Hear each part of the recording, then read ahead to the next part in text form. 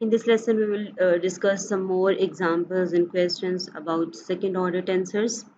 The first one is show that if SI and TI are contravariant vectors on Rn and dimensional space में ये contravariant vectors हैं, then the matrix obtained by their product like this Uij is equal to SI TI, which is an n cross n matrix defined in this manner, represents a contravariant tensor of order 2.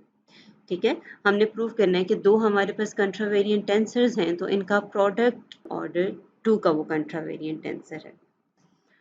पहले हमें given है कि S I और T I कंट्रावेरिएंट vectors हैं तो हम इनके transformation rules लिख लेंगे। S I tilde is equal to S R partial X I tilde over partial X R and T J tilde is equal to T S partial X J tilde over partial X S. और इन दोनों equations को multiply करें क्योंकि हमने इसका product check करना है कि एस आई और टी जे का जो प्रोडक्ट मैट्रिक्स बनता है यू आई जे वो सेकेंड ऑर्डर का रैंक का टेंसर है, ये हमने प्रूव करना है। तो इन दोनों इक्वेशंस को मल्टीप्लाई करें, लेफ्ट हैंड साइड्स को राइट हैंड साइड्स को, हमारे पास आ जाएगा S I tilde T J tilde is equals to S R T S, और ये दोनों टर्म साथ आ जाएंगे डेरिवेटिव्स वाली। ठीक है, वेयर हमें बताया हुआ क्वेश्चन में that S I T J is equals to U I J, हम इस प्रोडक्ट को ये नाम दे सकते हैं यू आई जे। तो हमने इस साइड पे ये जो टर्म है S I tilde T J tilde इसको यू आई जे टिल्डा कह दिया, and similarly right hand side पे जो हमारे पास टर्म है एस आर टी एस इसको हमने यू आर एस कह दिया। ठीक है, और इसके साथ ये टर्म्स आ रही हैं डेरिवेटिव्स की। तो अगर आप देखें तो ये ट्रांसफॉर्मेशन रूल है, ट्रांसफॉर्मेशन लॉ बन रहा है for a second order tensor. ठीक है, so this implies that U I J is a contravariant tensor of rank 2। Contravariant form का ये ट्रांसफॉर्मेशन लॉ है, इसलिए आपके पास जो यू आई जे है वो कंट्रावेरिएंट टेंसर है रैंक 2 का। नेक्स्ट क्वेश्चन है हमारे पास, let T I J be a covariant tensor of order 2, find the components T I J tilde in X I tilde system if. इसके कोऑर्डिनेट्स आपको एक्सरसाइज सिस्टम में गिवन है। If t11 is equals to x2, t12 and t21 is equals to 0, t22 is equals to x1 are the components in xi system. Also the transformations between xi and xi tilde system are given by this: x1 tilde is equals to x1 square and x2 tilde is equal to x1 x2। ठीक है, last lesson में हमने किया था कि हमारे पास कंट्रावेरिएंट tensor था और इसी तरह हमें ट्रांसफॉर्मेशन इक्वेशंस भी गिवन थी। एक्सरसाइज सिस्टम में कंट्रावेरिएंट टेंसर के कंपोनेंट्स गिवन थे, तो हमने उसके टिल्डा सिस्टम में उसी कंट्रावेरिएंट टेंसर के कंपोनेंट्स निकाल लिए थे। ये सेम लाइंस पे क्वेश्चन होना है, सिर्फ हमारे पास अब जो टेंसर है वो कोवेरिएंट टेंसर है। ठीक है, तो हमने कोवेरिएंट टेंसर का जो ट्रांसफॉर्मेशन लॉ है वो यूज़ करना है और उसके अंदर जो डेरिवेटिव्स हैं अकॉर्डिंगली वो यूज़ हो जाएंगे। ठीक है, तो अब यहाँ आपके पास रिलेशन है x1 tilde is in x1 tilde and x2 tilde are in the form of x1 and x2। लेकिन जब आप कोवेरिएंट टेंसर के लिए ट्रांसफॉर्मेशन लॉ यूज़ करते हैं तो आपको x1 x2 के डेरिवेटिव्स चाहिए, या x1 x2 का रिलेशन चाहिए in terms of x1 tilde and x2 tilde. तो यहाँ सबसे पहले वो फाइंड किया। ठीक है, इन्हीं दोनों इक्वेशंस को यूज करके आप ये फाइंड कर लेंगे that x1 is equals to square root x1 tilde and x2 is equals to x2 tilde divided by square root x1 tilde। अब ट्रांसफॉर्मेशन लॉ लिखें। ठीक है, टी आई जे के लिए वो क्या है, T I J tilde is equals to T R S partial X R over partial X I tilde partial X S over partial X J tilde. इसी तरह पहले हम t11 फाइंड करेंगे तो i और j की जगह 1 1 आ जाएगा। Then the remaining indices are dummy indices, r और s दोनों डमी हैं, 1 by 1 उनको हमने वेरिएशन देनी है। पहले एक को वेरिएशन देंगे, दो टर्म्स आएंगी। देन फर्स्ट टर्म में एस को वेरिएशन देंगे तो अगेन दो टर्म्स आ जाएंगी, और इसमें भी एस को वेरिएशन देंगे तो ये दो टर्म्स आ जाएंगी। ठीक है, तो इसमें जस्ट आपको ये सारी टर्म्स गिवन है क्वेश्चन में, t11 t12 t21 t22 जो t के कंपोनेंट्स हैं एक्सरसाइज सिस्टम में वो गिवन है, वो आपने रिप्लेस करने हैं।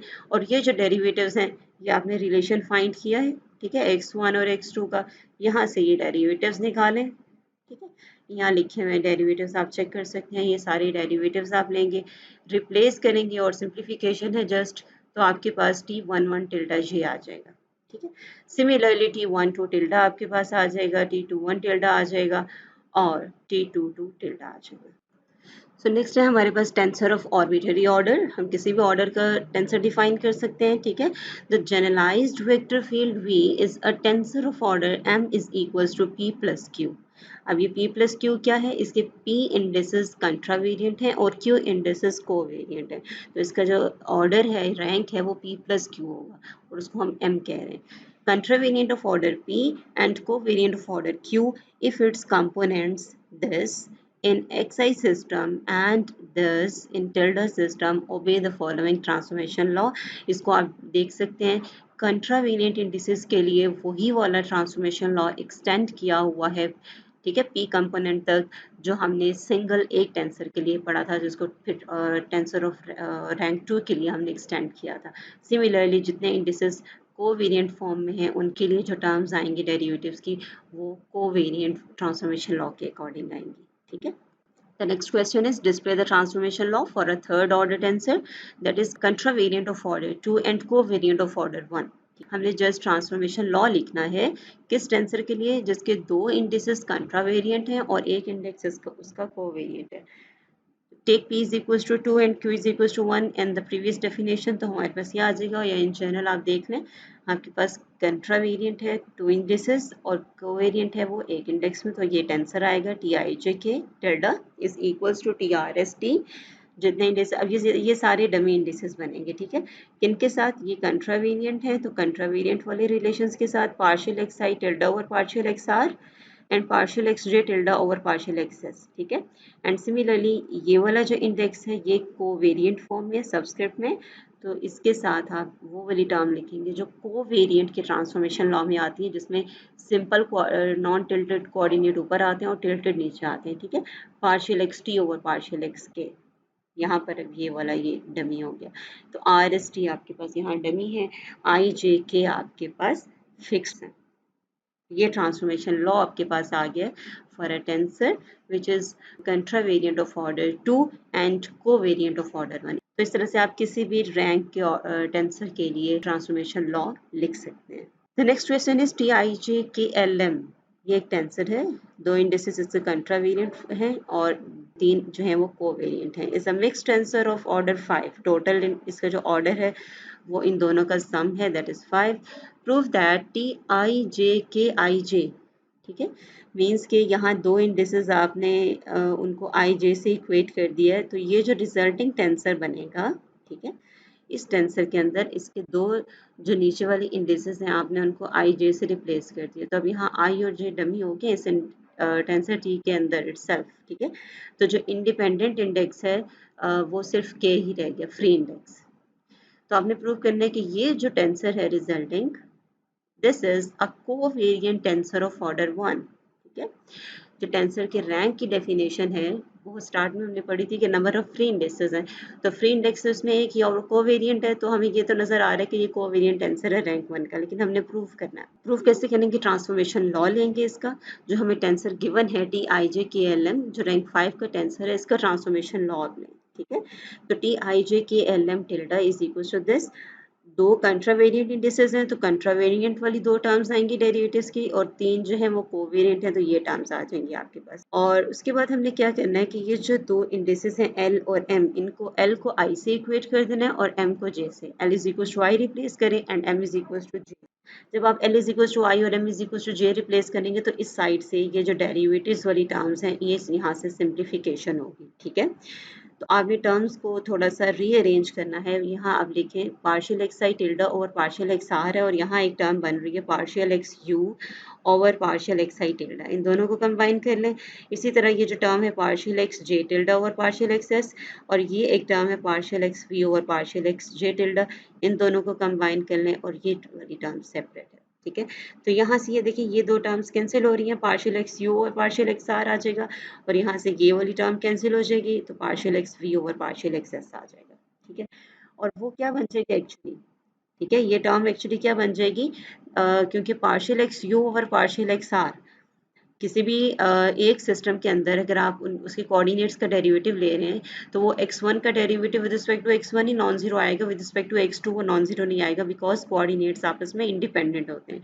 ये जो आपके पास टर्म बच गई है partial x u over partial xr, this is actually delta ur, ठीक है, this one. इसी तरह जो second term है वो delta vs बन जाएगी, and then use the definition of Kronecker delta.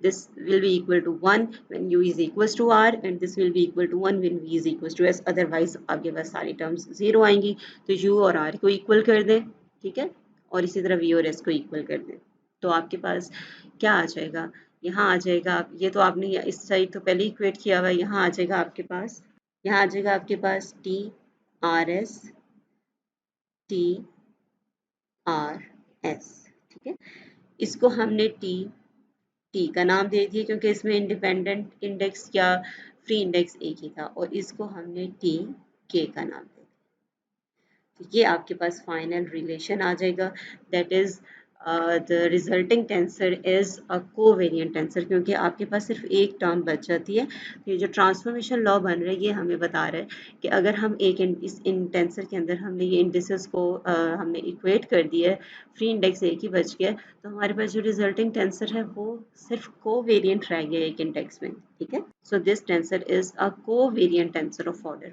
1.